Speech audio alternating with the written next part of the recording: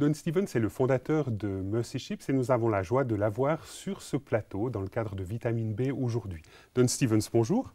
Merci, je suis heureux d'être ici. Alors, vous dirigez une ONG qui s'appelle Mercy Ships, qui, au travers de différents navires, visite différents ports de la planète pour y apporter la guérison, pour y apporter des soins médicaux. Et on a l'occasion ensemble de parler un peu de miséricorde.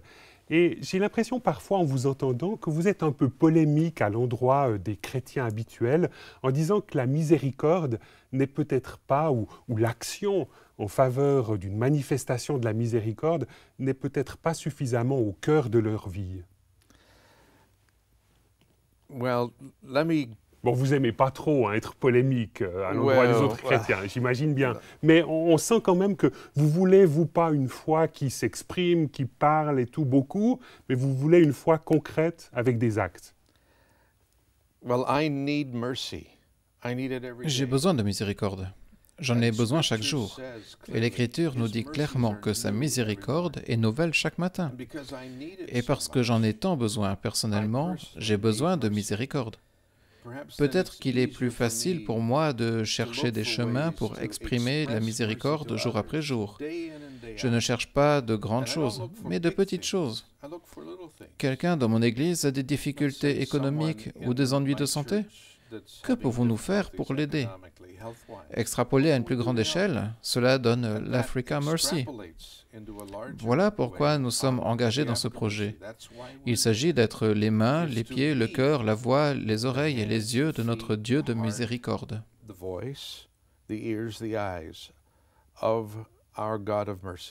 Et vous diriez que cela remonte un peu à une certaine tradition familiale. J'ai lu dans votre livre « Navire de l'espoir » que votre père lui-même, à son service funèbre, puisqu'il est décédé, a été salué comme quelqu'un qui justement pratiquait la miséricorde à l'endroit d'ouvriers, de personnes qu'il sollicitait pour travailler dans son exploitation agricole. C'est vrai que j'ai appris cela à la maison de mon père. Vous avez tout à fait raison. Il n'était pas seulement un agriculteur qui possédait une exploitation, mais il avait aussi une boucherie. Et à son service funèbre, j'ai rencontré des gens à qui il avait fait crédit quand il a appris que ces personnes-là ne pouvaient pas payer. Il pratiquait la miséricorde à leur endroit. À la fin de l'histoire, c'est qu'ils doivent avoir remboursé, parce que je n'ai jamais entendu de la part de mon père qu'il lui devait de l'argent. Ils sont néanmoins venus à son service funèbre pour lui rendre hommage. Donc j'ai appris cela tant de mon père que de ma mère à la maison. Alors je vous invite à venir au texte biblique qui nous servira de fil conducteur aujourd'hui. Ce texte est tiré du Sermon sur la montagne, donc d'un discours que Jésus a fait lui-même, et il est tiré des Béatitudes, au chapitre 5, le verset 7 de l'évangile de Matthieu. Et je vous lis ce texte. « Heureux les miséricordieux, car ils obtiendront miséricorde, ou car il leur sera fait miséricorde. » Alors, à votre sens, Don Stevens, pourquoi est-ce que Jésus dit cela? Pourquoi est-ce qu'il dit « Heureux les miséricordieux » ? C'est l'un de mes versets favoris. Je pense souvent à lui. Bénis, heureux les miséricordieux, ceux qui donnent la miséricorde, parce qu'il leur sera fait miséricorde. Je ne sais pas pourquoi. Vous me posez là une question philosophique ou théologique. Pourquoi Jésus souligne-t-il cela? D'un point de vue philosophique, je peux répondre, mais concrètement, nous avons tous besoin de miséricorde. J'en ai besoin. Et si je fais miséricorde, elle me revient. Donc c'est peut-être un peu égoïste, je ne sais pas. Mais je n'ai rencontré encore personne qui n'avait pas besoin de miséricorde jour après jour. Et lorsque l'Écriture dit « Heureux, bénis ceux qui montrent de la miséricorde, parce qu'ils la recevront en retour », pour moi, c'est tout à fait extraordinaire.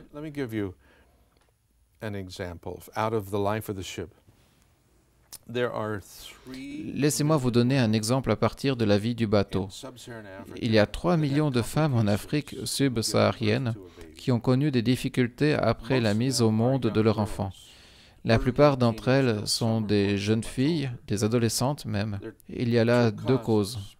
La première sont les épouses enfants, ces petites filles étant mariées et accouchant rapidement juste après leur première menstruation. La deuxième cause est l'absence quasi totale de système de soins. Pas de sage-femme, pas de clinique, pas d'hôpital, pas de chirurgien. Quand elles commencent à accoucher, cela dure 5 voire 7 jours d'un travail difficile, parce que la tête du bébé est aussi large que le bassin, car le bassin n'est pas pleinement développé pour l'accouchement.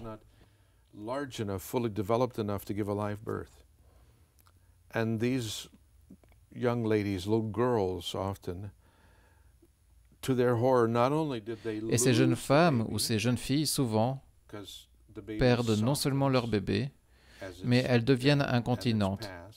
Elles perdent constamment de l'urine. Parfois, elles souffrent même de tuberculose génitale. Et elles deviennent complètement marginalisées.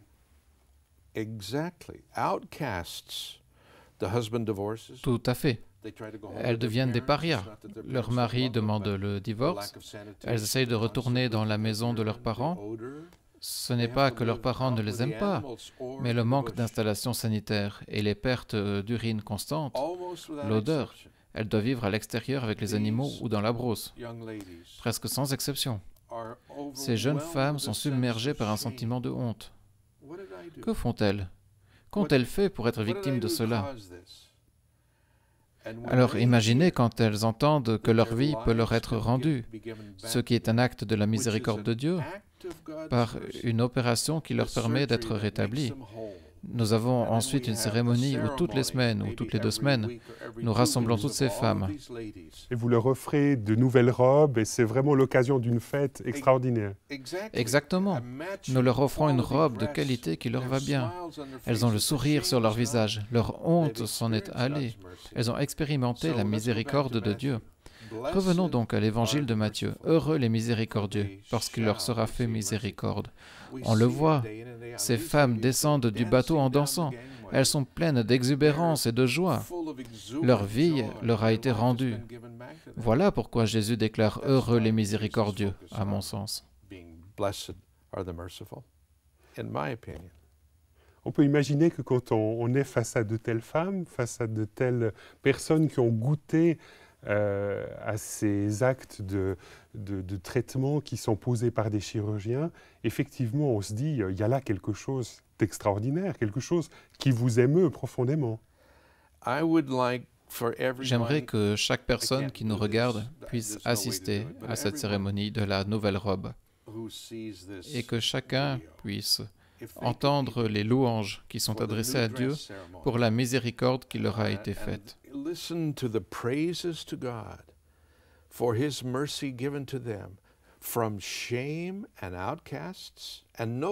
De la honte, de la marginalisation, du non-futur, à un avenir lumineux pour le reste de leur vie. La plupart d'entre nous, nous ne pouvons nous empêcher de lâcher une larme dans de telles circonstances, parce que c'est un changement très profond qui s'opère ainsi grâce à l'activité de Mercy Ships. Et cela, nous pouvons le voir très régulièrement. Vous ne vous en fatiguez jamais. Il en va de même pour l'ophtalmologie pédiatrique. Quand un enfant qui n'a jamais vu voit pour la première fois sa mère ou son père, sa sœur ou son frère, il les voit pour la première fois. Ce doit être assez proche de ce que les disciples ont ressenti lorsqu'ils suivaient Jésus. Ils ont vu les aveugles recouvrer la vue, presque sans exception. Ce petit enfant cherche sa mère, il reconnaît sa voix et regarde celle qui lui a donné naissance. Ces grands actes de miséricorde sont le cœur de ce que nous faisons sur Mercy Ships. Pourquoi? Parce que Dieu est le Père des miséricordes et nous suivons son modèle.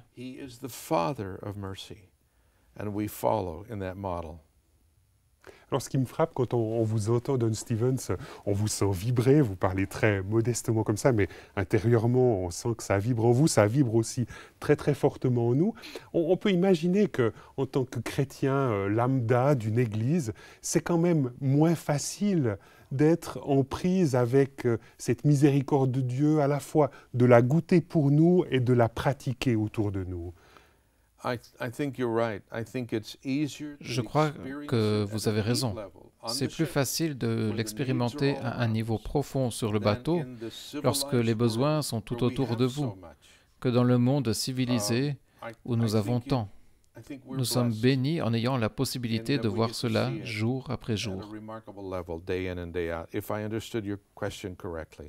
Mais est-ce que vous n'auriez pas envie quand même de dire aux chrétiens d'ici, qui vivent une vie ordinaire avec leur travail, avec leur vie familiale, avec quelques loisirs, que finalement dans leur quotidien, ils devraient davantage inscrire cette dynamique de miséricorde, être plus encore, davantage des êtres qui, à la suite du Christ, sont heureux parce qu'ils sont miséricordieux?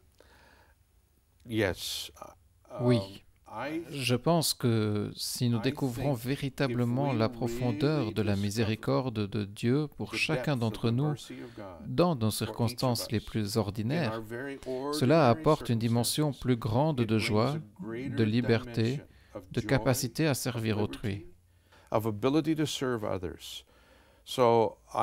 J'aimerais encourager chacun à commencer aujourd'hui à remercier Dieu pour sa miséricorde qui se renouvelle chaque jour. C'est quelque chose que vous faites vous-même?